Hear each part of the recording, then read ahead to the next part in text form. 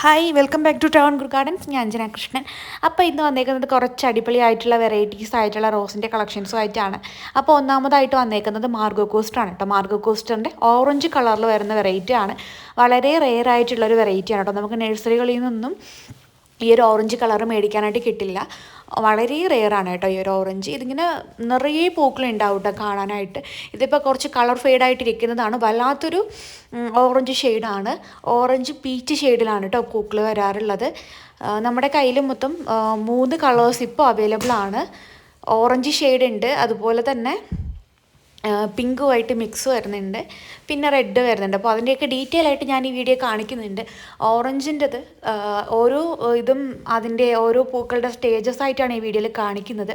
അത് കാണുമ്പോഴത്തേക്ക് നിങ്ങൾക്ക് മനസ്സിലാവും ഇതെന്ത് മാത്രം ഫ്ലവറിങ് ആവുന്നുണ്ട് എന്നുള്ളത്. ഇത് കണ്ടോ, ഒരു പ്ലാന്റിൽ നിൽക്കുന്നതാണ് 2 ബഞ്ചായിട്ട് നിറയെ പൂക്കളുമായിട്ട്. അടുത്തതായിട്ട് പിങ്ക് വൈറ്റ് മിക്സ് ആണ്. കണ്ടോ, ഒരു പൂങ്കലിൽ എത്രമാത്രം പൂക്കളാണെന്ന് കണ്ടോ. നിറയെ പൂക്കൾ ഉണ്ടാവുന്നൊരു പ്ലാന്റ് തന്നെയാണ് ഈ മാർഗോ കോസ്റ്റർ എന്ന് പറയുന്നത്. ഇതിങ്ങനെ വിരിഞ്ഞു വരില്ല, ഒരു നന്നായിട്ട് വിരിയാണ്ടിങ്ങനെ ഒരു കുട പോലെ നിൽക്കും.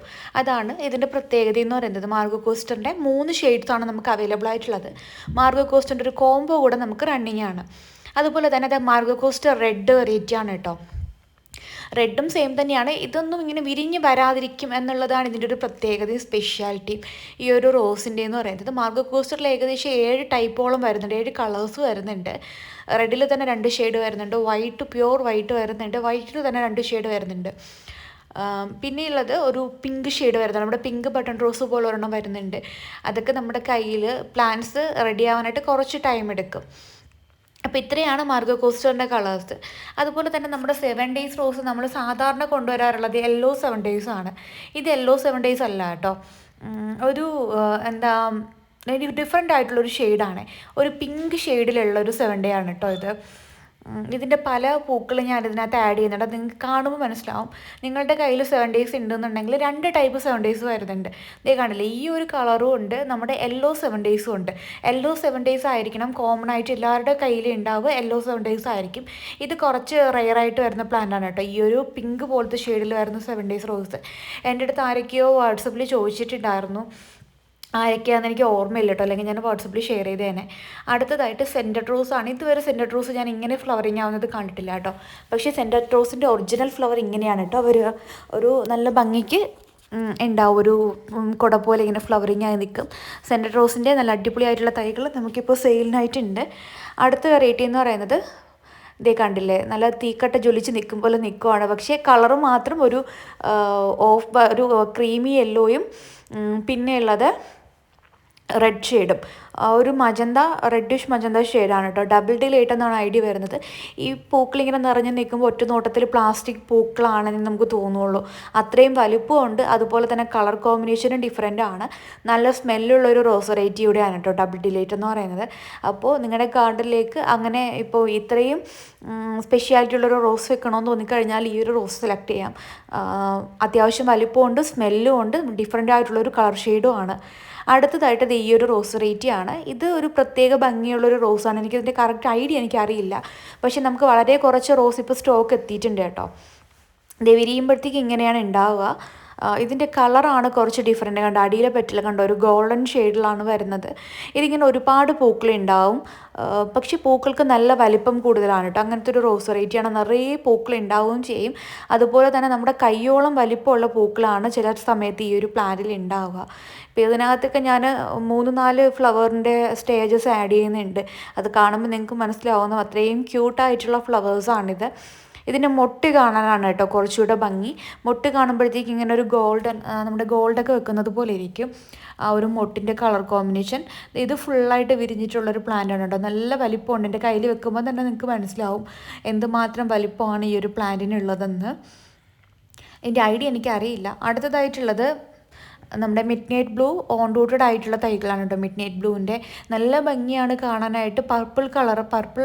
വയലറ്റ് കളറാണ് കേട്ടോ പൂക്കൾക്ക് ഉണ്ടാവുക. വയലറ്റ് ഷെയ്ഡിലുള്ള ഒരു അടിപൊളി വെറൈറ്റി തന്നെയാണ് മിഡ് നൈറ്റ് ബ്ലൂ. അതിൻ്റെ ഓൺ റൂട്ടഡ് ആയിട്ടുള്ള തൈകളാണ് നമുക്ക് സെയിലിനായിട്ട് എത്തിയിട്ടുള്ളത്.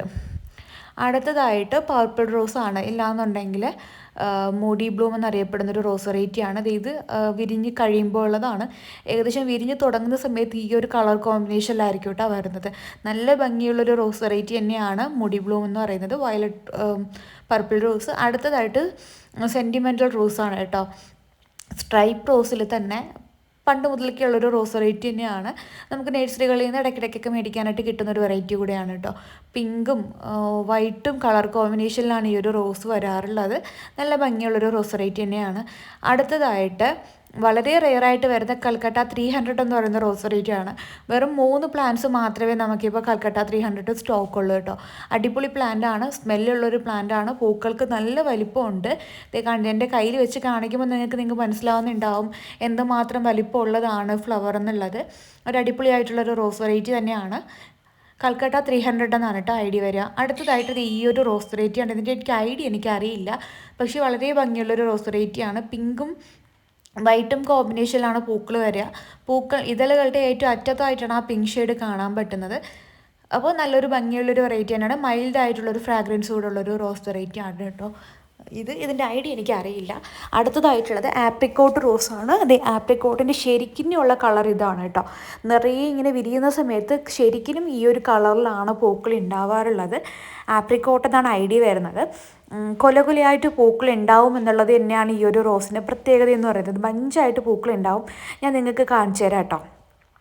ചില സമയത്ത് ഈ പൂവ് ഇതുപോലെ ആയിരിക്കും ഉണ്ടാവുക. ഫുൾ അങ്ങ് വിരിഞ്ഞു വരില്ല. വിരിഞ്ഞ് വരുന്നതാണ് ആദ്യത്തെ സ്റ്റേജ് കാണിച്ചത്. ഇത് ചിലതിങ്ങനെ വിരിയാണ്ട് ഇങ്ങനെ തന്നെ നിന്ന് കൊഴിഞ്ഞു പോകും. ഇതേ സൈസിലുള്ള തൈകളാണ് കേട്ടോ നമുക്ക് ആപ്രിക്കോട്ട് റോസിൻ്റെ ഉള്ളത്. ഇത് കണ്ടില്ല എന്തോരം മുട്ടുകളാണ് ആ ഒരു പ്ലാന്റിലുള്ളതെന്ന്. അടുത്ത സുഹേലി എന്ന് പറയുന്നത് ഈ ഒരു റോസ് വെറൈറ്റി ആണ് കേട്ടോ. സുലോഹി എന്നാണ് ഐ വരുന്നത്. നമ്മൾ ഡബിൾ പെറ്റൽ ക്രീപ്പർ എന്ന് പറഞ്ഞിട്ടാണ് സെയിൽ ചെയ്തിട്ടുണ്ടായിരുന്നത്. അപ്പോൾ അതിൻ്റെ ഐഡിയ ആണിത്. അപ്പോൾ അത് ഈ ഒരു ക്രീപ്പറും നമുക്കിപ്പോൾ സെയിലിനായിട്ട് റെഡി ആയിട്ടുണ്ട്. അത്യാവശ്യം വലിപ്പമുള്ള തൈകൾ തന്നെയാണ്. പൂക്കളോട് കൂടിയ തൈകളായിരിക്കും മിക്കവാറും നമ്മൾ അയക്കുന്നത്. അപ്പോൾ ഇതൊക്കെയാണ് നമുക്ക് ഇന്നത്തെ റോസ് കളക്ഷൻസിലുള്ളത്. അപ്പോൾ പ്ലാന്റ്സ് വേണ്ടവർ വാട്സപ്പ് ചെയ്യാം കേട്ടോ. താങ്ക്